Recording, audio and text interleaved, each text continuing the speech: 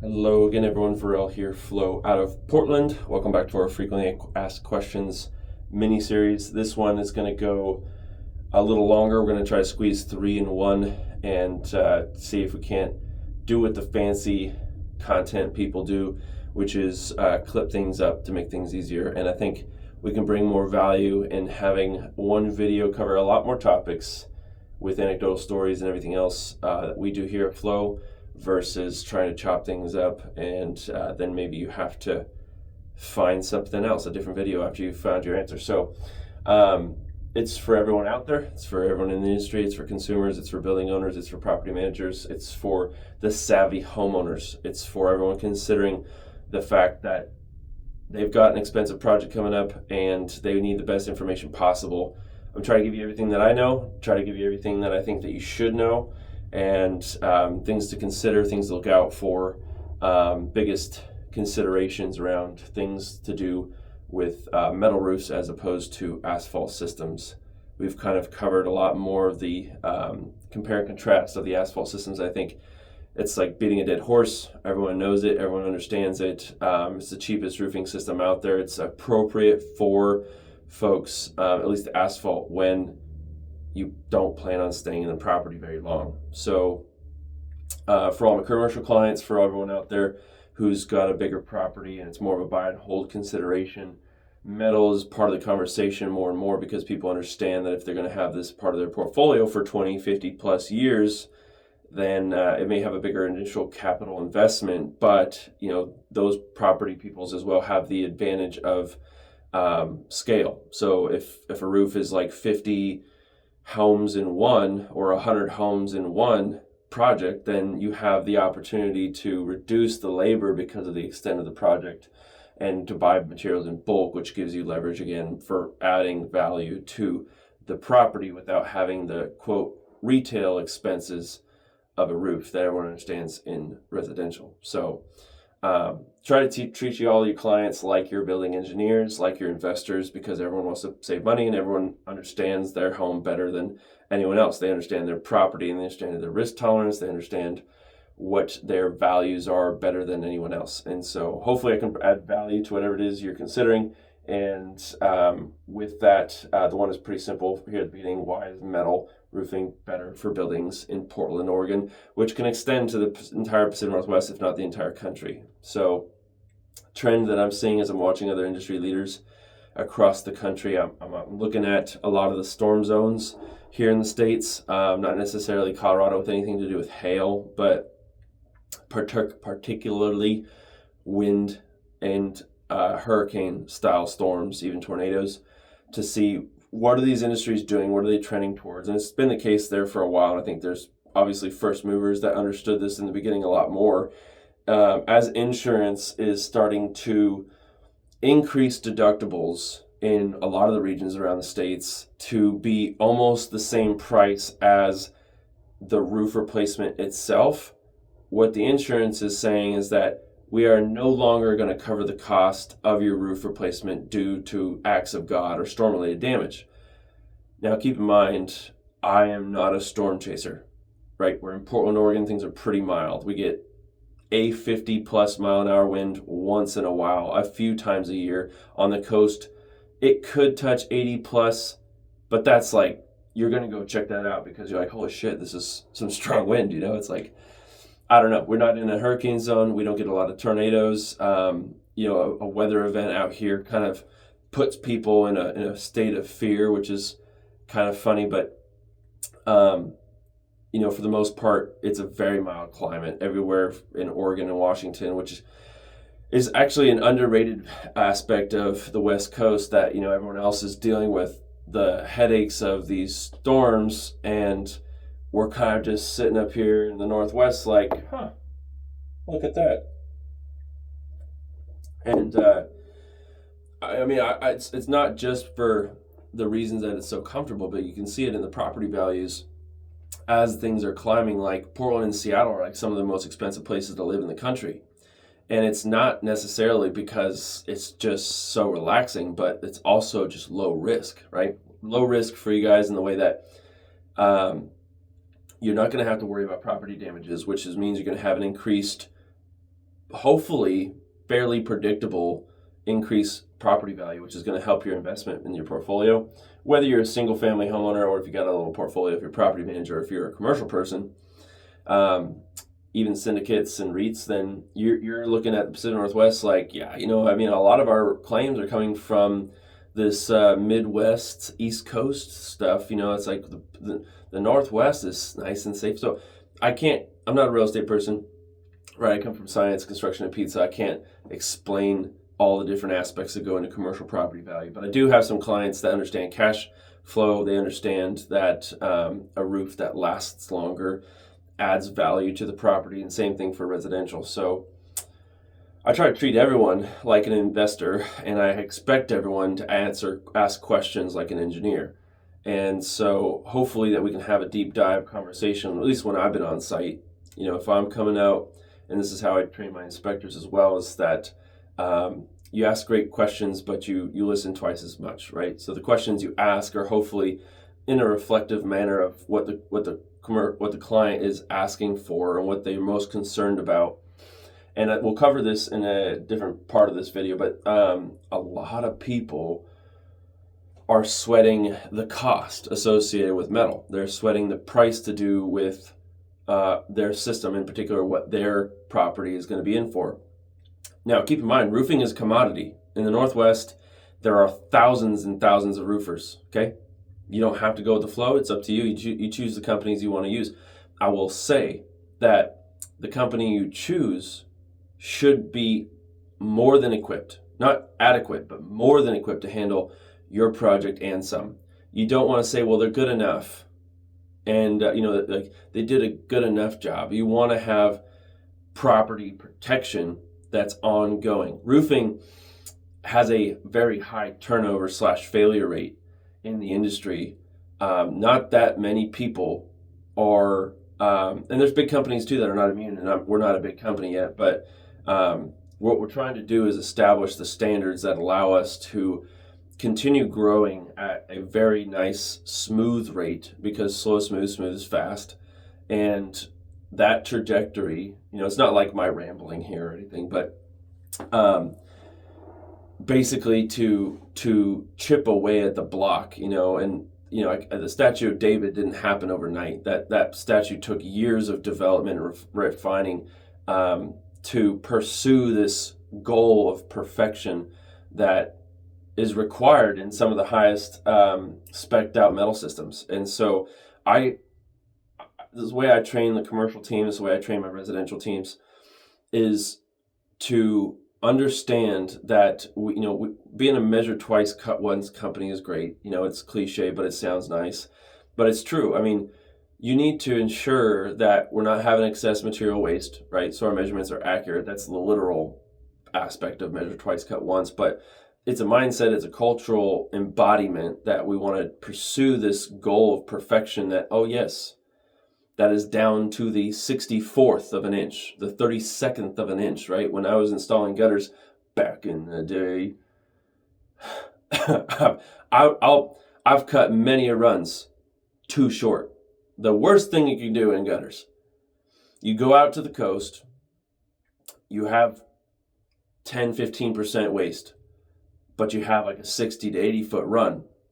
The worst thing you could do is be 1/8 of an inch short on an inside-outside corner on a long run. At least in gutters, at least. For the most part, in roofing, our manufacturers or suppliers will do what's called a chop and drop. The chop and drop is basically just measuring the panels on site and then cutting them for that particular roof based on our measurements, though, right? So metal roofing, you get a little tolerance at the top because you use a larger hip and ridge cap, and you can generally, once you snap your line, you have obviously the guide where we're going to talk more about metal components here in a different video, because this is way too much to cover in any one video. There's Sheffield Metals is a great channel for the people that want to get additional value for the things that are all things that are metal. Basically, Sheffield is one of the channels that I follow for the guys that are leading the industry in metal. And it's where we get a lot of our standards as well. But from a consumer perspective, regardless if you're on the residential or commercial side of things, there are different metal systems that are appropriate for your building. And it's a lot to do with your own standards and what your beliefs are. We have our standards and what we do for the installation. Our guarantee is that this thing is never going to leak. That's our workmanship. It's called leak-free guarantee. So in terms of the best system for any building, there's folks that believe that slate and tile is up there on the list, but from a performance perspective and ROI, from a structural and wind protection, weather protection perspective, metal is hard to compete with. It's a man-made product. You weren't getting metal hundreds of years ago, and so it's a newer technology relative to our species. But for the most part, the engineering behind it has been well thought out, and I'm sure they've had developments in what's failed or not. And everyone knows the difference between expand corrugated pole barn style metal, right, and what architectural sheet metal should look like at the steep slope side of things. I say steep slope, but we're going to cover some details on the commercial side that show people what can happen at a lower slope as well, because some of these panels are rated for a flat roof and can be watertight, holding water away, warranted by both third parties and us to be leak free. Now, they're not appropriate for every building. We'll cover that as well. But the aspect of metal is a long-term play. And I think that there's no property that it's right for if you don't understand that the 2 or 3x cost of the install, because of the material and skilled labor needed to install it properly, is not going to have an ROI until after 20 or 30 years, until you've passed that first asphalt life cycle potentially. And the asphalt life cycles will range based on their own age, and we covered that in a separate video, and you guys can look up that. Everyone understands it's about a 20 to 30 year product, but oh wait, I've got a 50-year warranty, okay? And that's where I think, like, if everyone knew the true ROI, and you're going to see more people in the Northwest, I'm bouncing around, but you're going to see more people in the Northwest hopping over on the metal train because of their interest rates they got during the pandemic or prior to the pandemic. And so what that had created was a lot of buy and hold property owners. And you're not going to see in the near future, unless anything gets near those rates, people forgoing their nice cushy mortgage for that low percentage to go to a higher payment where you have to know your numbers. You have to really kind of calculate what's going to be the ROI of this move, and like, is there a true benefit? Obviously, people can move geographically for opportunities and jobs and everything, but for the most part, there's a chunk of people now in the economy that have that low percentage rate, which means that your property is worth more to you in the long run because you're not paying interest to the bank. And this is real estate 101.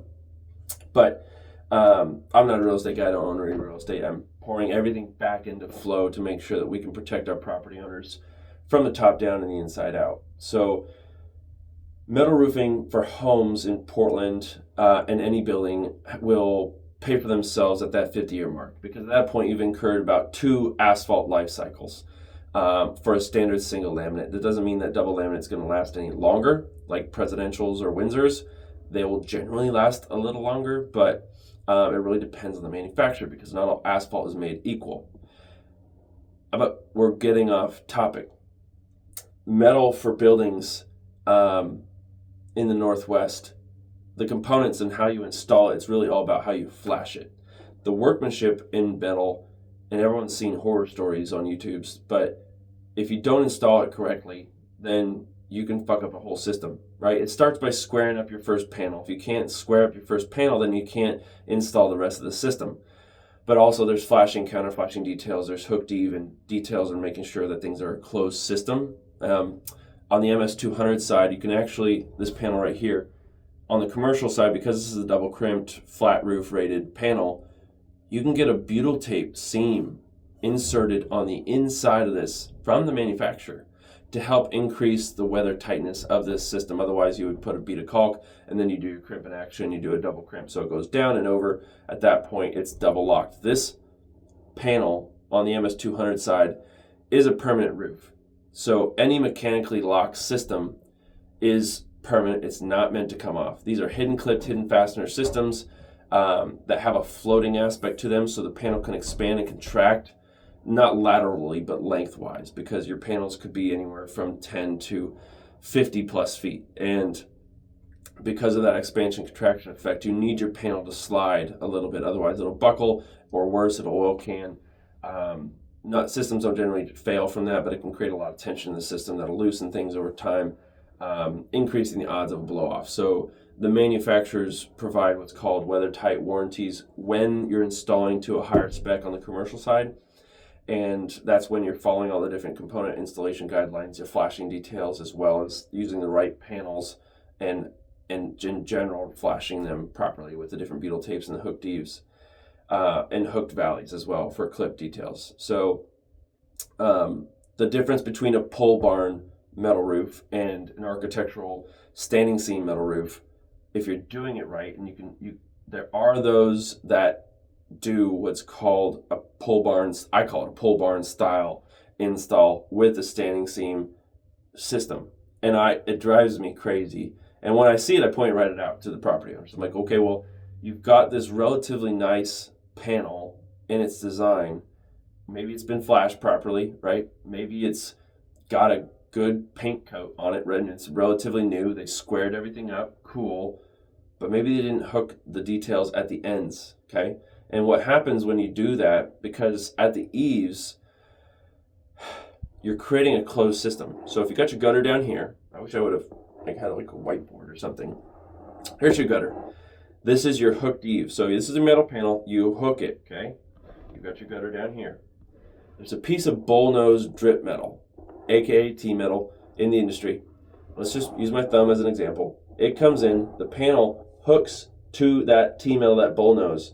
And so now water can't roll over and back onto the decking or behind the gutter, because at that point, your drip edge is now a closed system. So as water runs over that and onto the drip and then down into the gutter, you have an enclosed system. It's part of what's called a weathertight detail. So in asphalt roofing, there is something called a fortified roof, which is supposed to be a higher wind resistant asphalt system. And you get a lot of those in the Midwest and the hurricane zones. It's supposed to have added protection for wind, but I don't understand why you would go for an above and beyond asphalt system that's not going to last half of what a metal roof would just for the wind protection benefits, when you could just go for wind protection and longevity with the metal. So I know that's a long-winded answer, but with a lot of the details in metal, at least how we do them, we want these systems to be set and forget it. We never want to come back. We love you clients, but we never want to see you again. And so we want to do it right the first time. It's not just about panel length, but it's all in the flashing detail and how you terminate these things.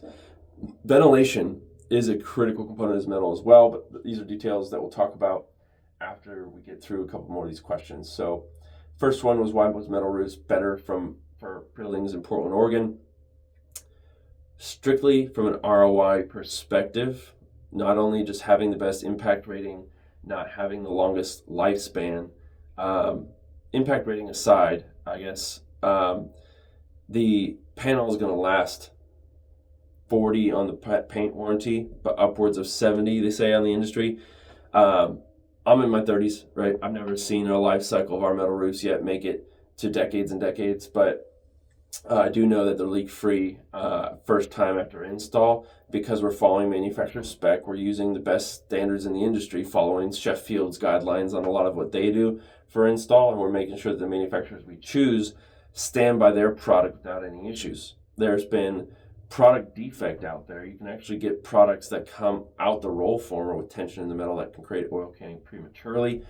There are aspects of paint defect as well. That's not even responsible from the suppliers, but from the original coil manufacturer. The Kynar or whatever the paint may be can come bubbled, it can come flaked, it can come scratched if it doesn't have the covers on it, right? So this panel here has this tape over the top of it.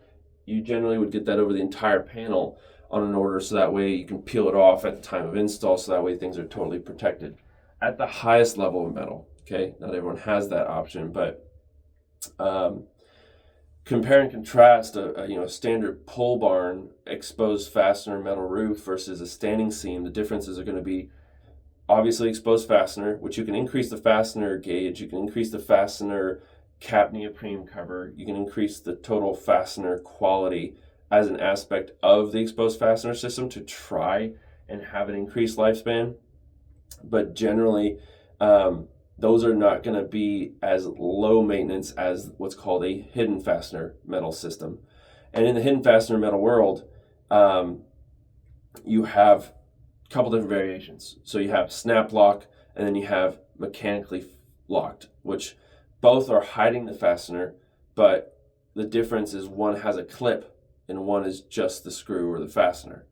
And so on the MS200 and the MS150, you have to use a robot to seam this down, crimp it in place.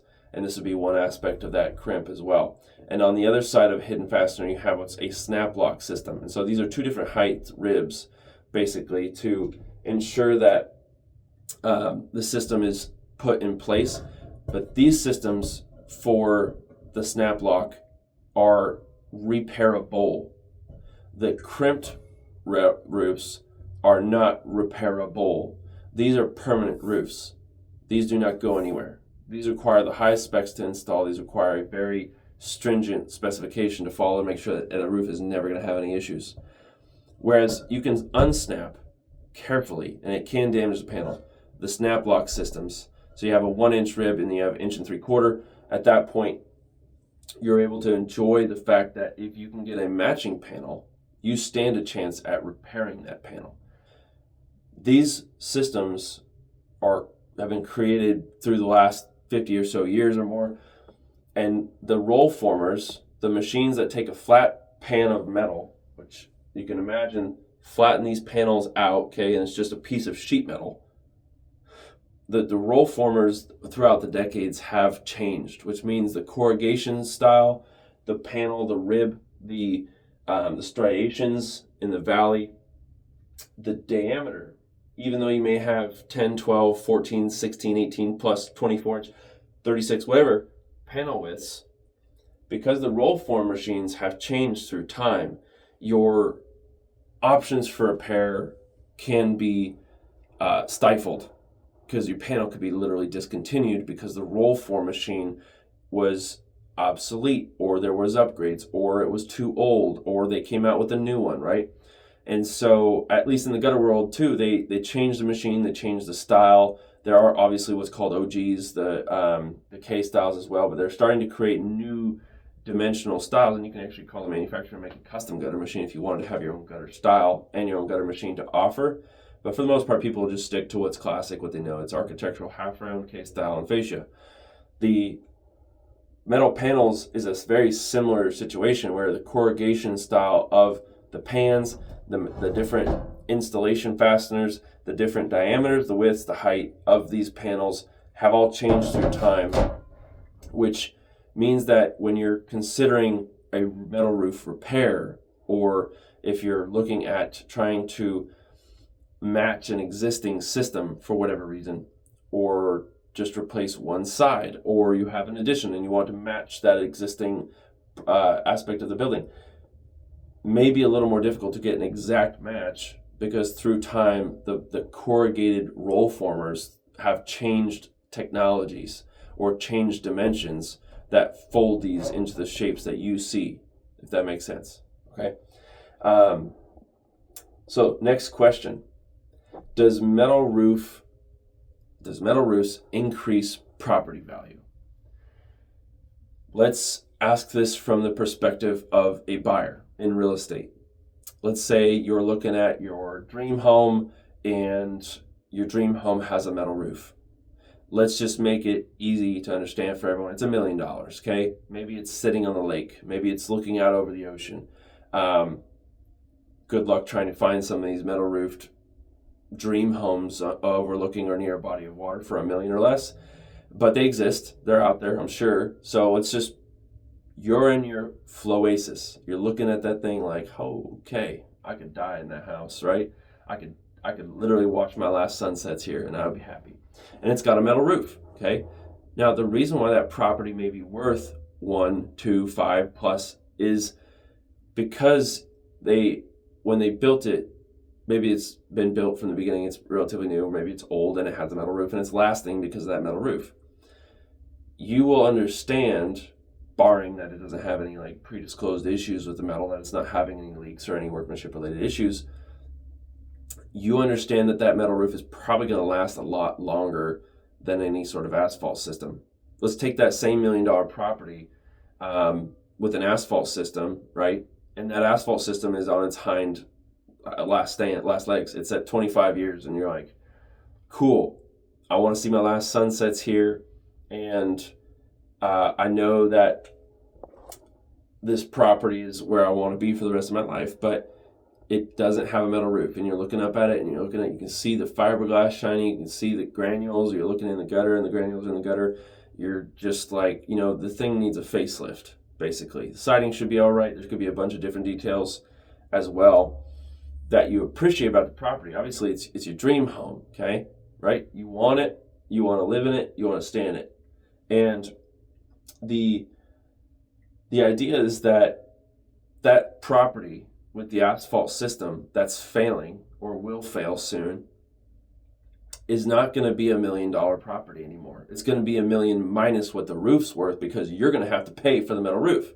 This is not rocket science, but where I'm getting at is that in this example, the roof, the property with the metal roof, barring every other difference and everything's still the same, maybe the neighbors and the developer said, I'm going to build the two that here are the difference, to tell people the difference between metal and asphalt systems on the roof. Likely not. But metal is going to be a higher ROI, the return on investment. Now, investment is the key word there, because metal roofs have a higher initial cost barrier, because there's a skilled labor necessary to be able to install it correctly the first time. There's an additional material cost on the square footage of the actual material, okay? We'll cover cost here after we are finished with this last two questions, and we're going to dive into a lot of what I think are some of the misconceptions as well. But the idea that metal would ever decrease a home's property value is probably because maybe it's a cheap metal system, there's known rust showing, the paint's failing, maybe there's active leaks because the flashing wasn't done right, workmanship related issues, okay? In a home sale situation, you want that roof to be buttoned down, you don't want the inspector to find anything, okay? Now, whether you trust your home inspector or home inspectors and or real estate agents, I can't speak to that. I've seen a lot of foul play in Portland with regards to the relationships between the real estate people and the home inspectors. That relationship is a little too, I think there's a relationship there that we don't always see in public, and I think that can ultimately be a detriment to the homeowners or the home buyers, because they don't always given full disclosure, which, that should be a sign, that if you're getting into a property and your real estate agent / home inspector did you dirty, which we've seen firsthand, then hopefully there's a reasonable reaction to something like that, because that's something that we need to weed out. Okay, so treat people how you want to be treated. So home values with metal roofs, when they're installed correctly recently with no defects in workmanship or product, and they're not exposed fastener, should get you through that 50+ year mark. We've seen metal roofs through the winters pop up for repairs and leaks, generally associated with penetrations. It's not going to be generally because in the field of the roof that the mechanically locked system or the snap locks have unlocked, or there's a leak in the field because of any sort of loosening of the system. It's not common. You're not going to have uplift considerations in metal because of the fasteners holding down the panel. You're generally not going to have wind-driven rain issues unless it's at the ridge and the ridge not properly flashed. Where most leaks will occur on metal is going to be penetration associated, around where there could be maintenance related items like silicone boots or seals around skylights and chimneys, etc. But generally things will degrade around a metal roof a lot faster than the metal roof is going to fail on anyone. So I can only speak from my experience. There's folks that are obviously in the storm zones that probably see a different side of metal that I don't see, but I can imagine in those extreme climates that there's probably more expansion contraction, like in Texas, like if they got a shit ton of those freezing aspects of their seasonality, and then they got a big swing in triple digit temperatures. Again, in the Pacific Northwest, we've got it so good. I consider 80 degrees to be scorching. I can't stand it. Now we get 90 plus degree days, and it's like, okay, we know that teams are going to be coming down a little early, or going to start early because of the temperature considerations. And we treat our teams as well as we can to make sure that we're not overworking them, and they work within their comfort zone as well when it comes to heat. So you got a team on your roof or outside doing work in the 80 plus degree temperature, bring them some water, right? We'll bring them some ice. They're going to be cool and hydrated, but man, like we've had a crew last week get some banana bread from a client here. Thank you neighbor here in Portland. And it completely makes the crew's day, and they share it with us, and we appreciate them being appreciated, because for the most part, folks don't see blue collar labor, manual labor as something to look up to. They kind of look down at the landscapers. They look down at laborers. I remember when I was being a gutter guy wearing the belt, but such a thankless trade. It very much doesn't get any recognition, even when you do a good job, right? It looks okay, right? It looks good. Good job making it look good. It's leak free, great. But because of the expenses associated with it and the general all the bad players in the industry have created a negative stigma with roofing that has something that I think everyone has to fight through. But in our pursuit of perfection and professionalizing our industry, at least through the flow lens, we've been able to change everything, I think, for our clients for the most part. We're not perfect by any means, but we're definitely going to make sure that people understand what we're trying to accomplish here. So that all being said, we have our first question around kind of a misconception around metal roofs. And I think I have a decent enough explanation that's worth considering. But and this could be completely different. If folks that come from Hawaii or any of these tropical areas that have a reduced R value in their attic space, R value being the insulation inside there, you would likely experience something like this. And you may already know where I'm going, but a lot of people get scared of, and then they'll rationalize themselves out of considering metal as the smart investment for their property because they're worried about noise. And Sheffield covers this a ton. I think everyone who does metal in the country addresses this question or concern. It's like, is metal more loud, or is it too loud, or am I gonna be woke up at night because of my metal roof? Certainly, it will depend on the panel gauge. Okay. Secondly, it'll depend on your underlayments. Third, your R value in your attic space is going to play into account, because a lighter gauge metal roof will sound like a tin can, and I don't have anything around me that can display that, but hard metal surface against a hard item like my nails is going to create a ting. But I don't know about you, I would kind of like that. And my nails are definitely harder and probably have a higher impact than even a drop of water. But this is a 26 gauge panel, right? 26 is thinner than 24 or 22 gauge. The metal that we get is coming from Salem, Taylor Metals generally, and it oftentimes features a Kynar coat. And the Kynar coat from Taylor, I don't think comes in a lighter gauge than 24.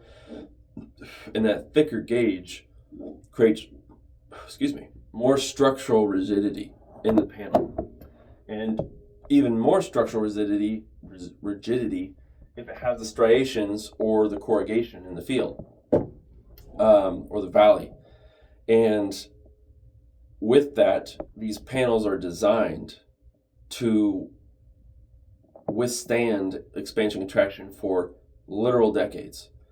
The paint coat is there to protect it for 4+ decades. The Kynar warranty says 40 years. That's just the manufacture period. It's going to last longer, okay? And there's even this Galvalume one here too. That would never fade because it's just raw metal looking. But the 24 gauge and 22 gauge, being thicker metals, right, are going to have more material, reducing the resonance of a raindrop hitting the panel and creating a sound, if that makes sense. So you can combat with the sound myth by creating a thicker panel, right? There are ways that you can also add ventilation underneath metal, aka like a dimple mat, which is going to reduce the transfer from the metal to the decking. The sound is going to have, because of that dimple mat there, for allowing airflow, that dimple mat is going to cushion the impact of the raindrop even more, where beneath that metal, it's not transferring straight to the decking, which is attached to your truss. And you have decking on truss. I don't know if anyone understands how their ear works, actually. So there's 3 bones in your ear. It's called the malleus and the incus and the stapes. These are little bones that are connected to the tympanic membrane. And that's how you hear sound waves that come in your ear. And then those bones are transferred to a nerve that sends a signal to your brain. And that's how you hear. So just from a human design perspective and how trusses are built in roofs, when you have sound directly hitting the decking, okay, you have metal directly on the decking. Hopefully you have some high temp synthetic underlayment at least, and you have a thin gauge metal. It's going to be a louder impact, and then it's going to be directly kinetically transferring sound from the decking down the truss to your framing of your walls, where sound like the tympanic membrane will travel further and faster down to the nerve because of seamless connection. Now that's just a wild idea, but that's my rationale for how I think the sound's being transferred in the cases where people think that metal roofing is louder. I also think, now these are strong opinions loosely held, but a lot of these metal myths of sound come from first-hand accounted stories from travel. So if anyone's traveled the world, you generally understand that depending on where you're going, building codes are different, if at all existent, okay? And so in Hawaii, because of the temperate climate, there's definitely a reduced R value. I don't have Hawaii's codes memorized, but you know there's a reduced code value because of the temperature of the island. It doesn't need as much insulation because it's relatively warm year-round. So you're going to hear more noise because of the reduced rating of the insulation, which is thermally reduced. Like thermally, it's acting as an insulator for temperature thermodynamically, but it has the sound impact effect because think about acoustics in a concert hall, right? They put sound dampening panels on the walls to absorb that sound wave, right? To create less resonance for a clearer noise. You want the sound in a hall to come to you and never come back. You don't want to hear an echo. You want one wave to cross your tympanic membrane into your ear so you hear clearly. I have tinnitus a little bit, so I try to focus on where that sound is coming from, if that makes sense.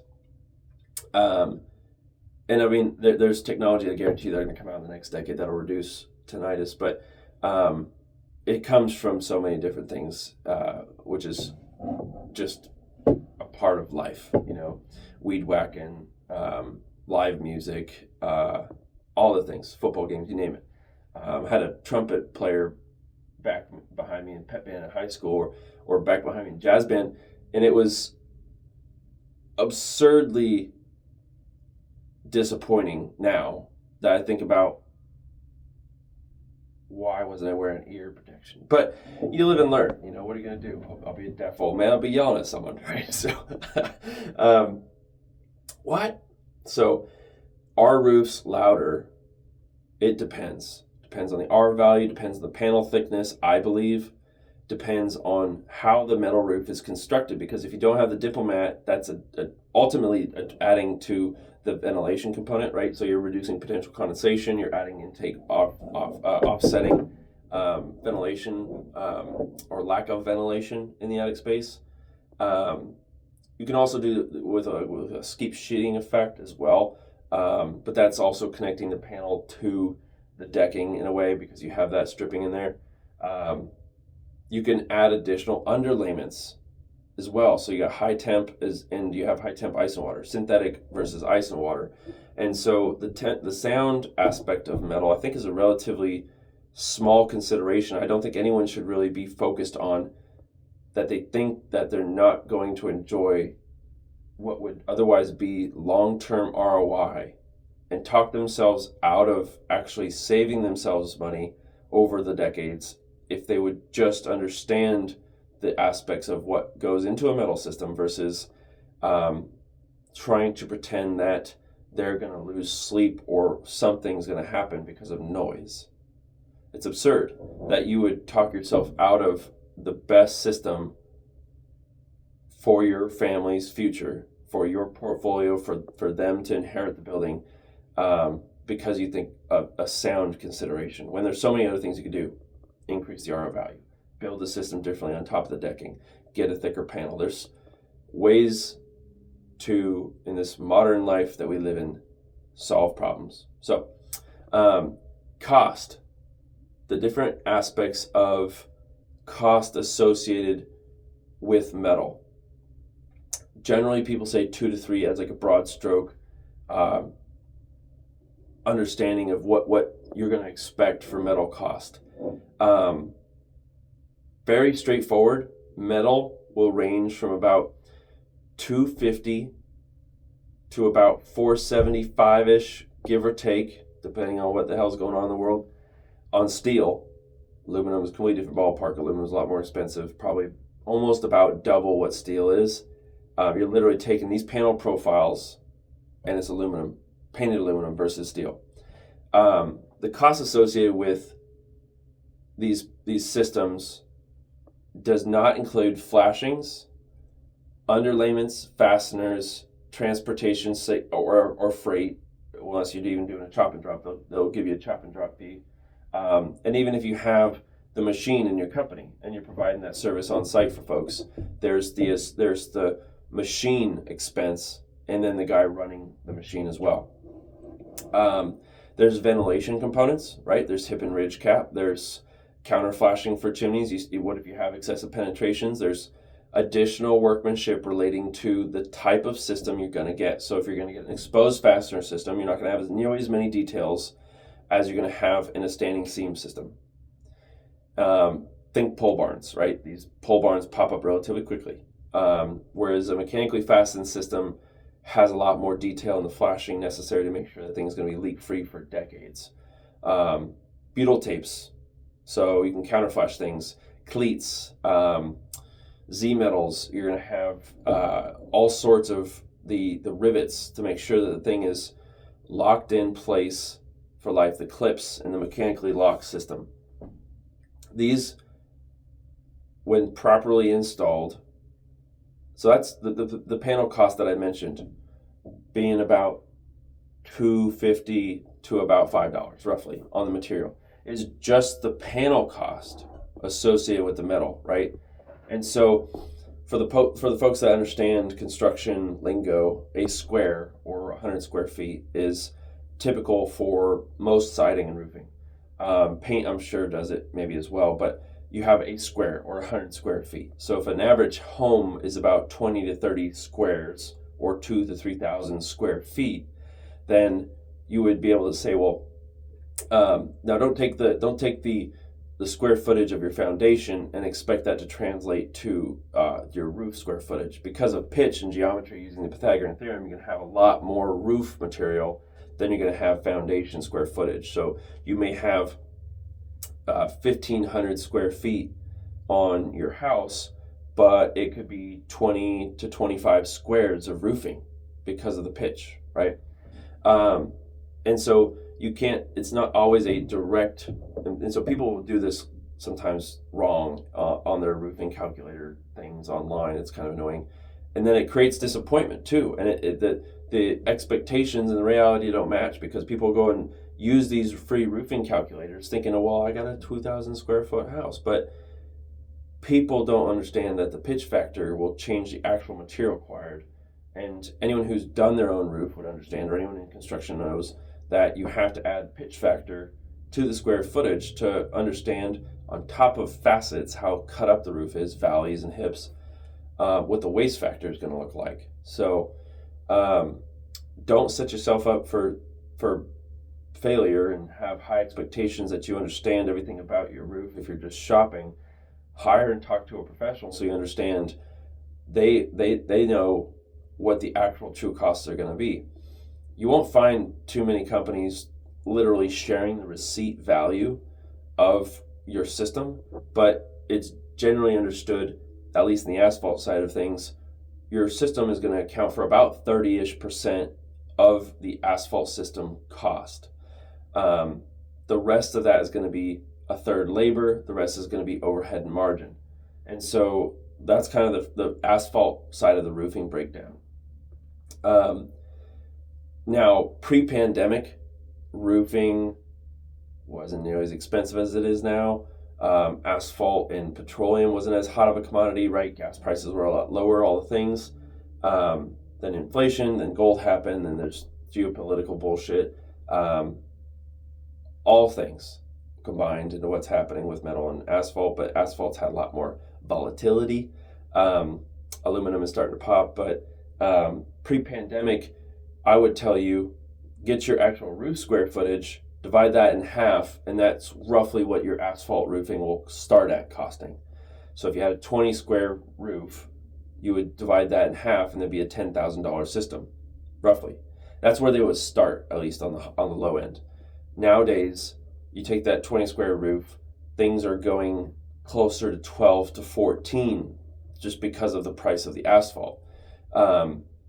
And it's only going to get more expensive, and that's just in the last 5 years, right?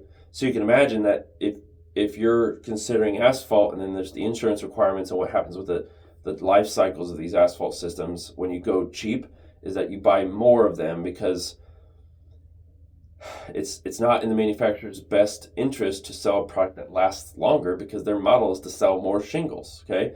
So you want to make sure you're getting the best ROI. It depends completely on your risk tolerance, your timeline for your investment strategy of where you're going to be, what that property means to you, if it's an investment property, if it's a forever home, or if it's just a flipper, whatever the hell, and whether or not metal makes sense for you, but also whether or not to go with a lower end asphalt system versus a better product like Malarkey. So, yeah, we covered the sound effect of metal, the costs associated. So by the time that you get flashings and underlayments, fasteners, and the actual system built out, your metal is going to probably be somewhere between $4 and about $750-ish per square foot. So if I can't do the math on anything other than like tens for the most part off the top of my head, but let's say you had an ADU in the backyard, 10 squares, right? 1,000 square foot roof, just to make things easy. That would be about $750 on the highest end per square, right? Or about $7,500, and that would be like a luxury metal system. I think it'll be a lower end. I think that metal system, likely on a 10 square roof, will be closer to a material cost, all in, roughly about $4,000 or $5,000, because of all that goes into it when you're doing metal roofing right. You can definitely go lower by going to Home Depot and grabbing some 36-inch like pole barn style cheap metal, and if you don't give a rat's ass about your properties, like, by all means, go ahead and go with the cheapest material. But like where Flow is trying to establish standards and our foothold in the industry locally, both regionally eventually, is by using quality materials that last, so we don't ever have to come back, so that people get the best ROI, so they understand if they want a job done right the first time, they give Flow a call because of the standards, the trainings, the materials that were being used. And I'm more than happy to share all this because we're getting more and more questions, great questions, and we want to make sure that people are getting the best information possible. And I don't want to be a company that's hiding behind a logo. I want people to understand who's behind the brand, and eventually we're going to be sharing the team. So next week we've got a condo association we're starting for some flat roofing we're going to share. We've got some awesome shingle projects coming up. We've got some huge gutter projects coming down the pipe.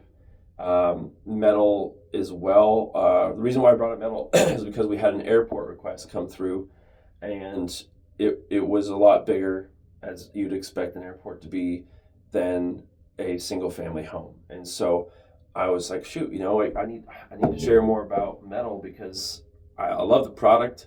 Functionally, it takes longer to install because you again want to do things right the first time.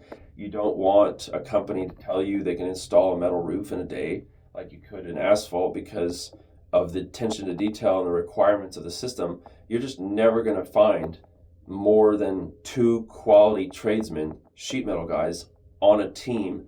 You're going to have sheet metal tradesmen and you're going to have helpers. And the helpers can lift panel, they can clean, they can tear off, they can prep. But your sheet metal team will pick up what the leaders are going to do, but generally you're not going to want to put the helpers on squaring up that first panel. You're not going to want to put the helpers on doing the flashing details around the penetrations. And they're not going to be comfortable doing it anyway. So at least the way we train our teams is to let the leaders lead, and by investing in them, and then the energy input then trickles down to the rest of the team, and everyone rises because of it. So we say when we flow together, we grow together. So on the material side, so you have a basic panel cost of on that 10 square system, $2,000 to $4,000, depending on the material of the panel. The material quality, the dimensions of everything, the gauge and everything else, the gauge of the color, the paint coat and everything. Then you add the flashings, okay, and that's going to add a couple $100 more per square, or a couple dollars per square foot, right, when you're reducing down. So if you scale that up, right, scale that up to 100 squares, okay, you're going to have a package cost of raw material, panels, all material included, ranging from between $20,000 and $40,000 roughly. On the higher end, if you want to go crazy, you could go crazy with a copper panel or a stainless panel. Generally, you're not going to see anyone do that. Like, this is more of it's a luxury, frankly. Like, no one needs copper.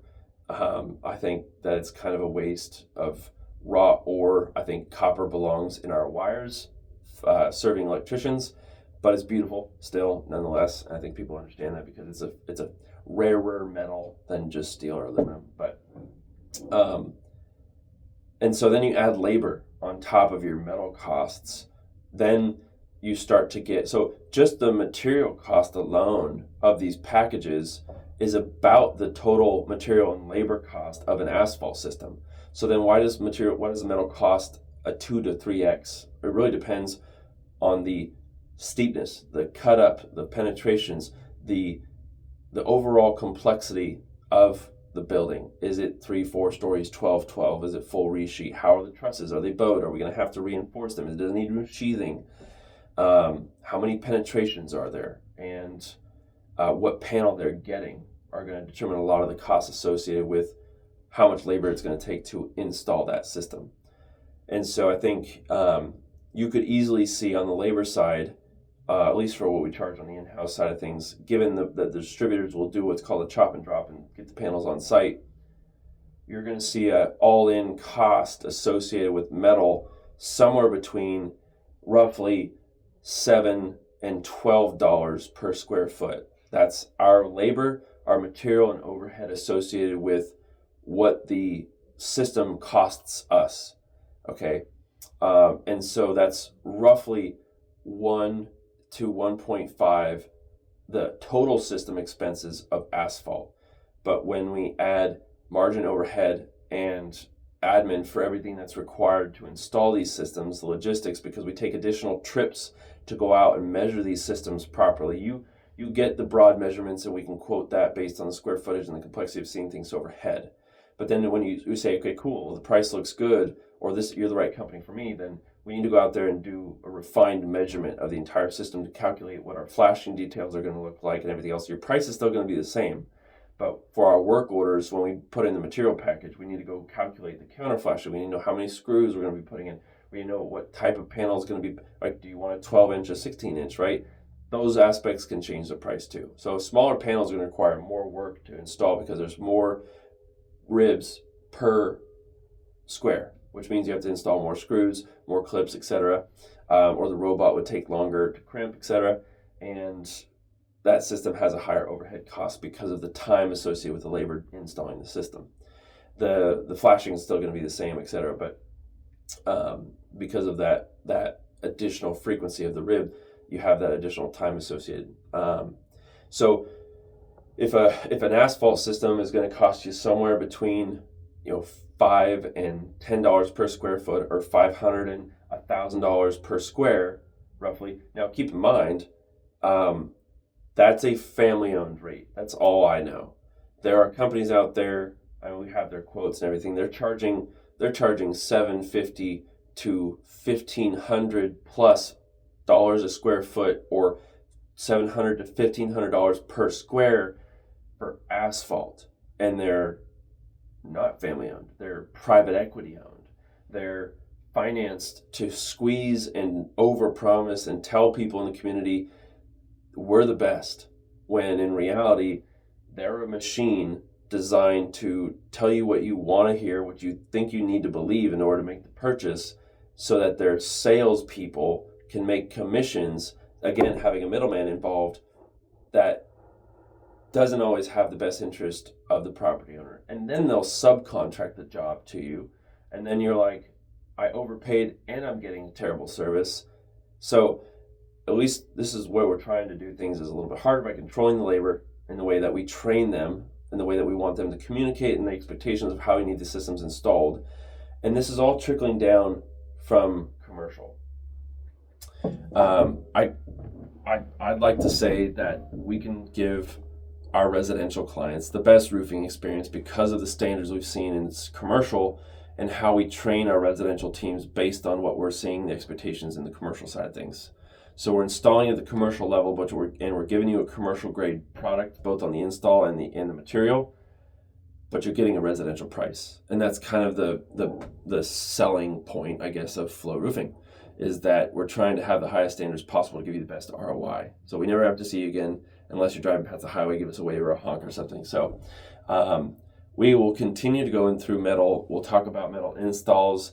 We'll show you the demo roof eventually as well, and what we're doing there and how our systems differ from the standards of like a pole barn, things that we're doing to train our teams, all those things as we continue to flow and continue to grow. Side note, we just posted our spring help wanted advertisements. And so feel free to send in your resume if you think you're qualified, if you have good experience.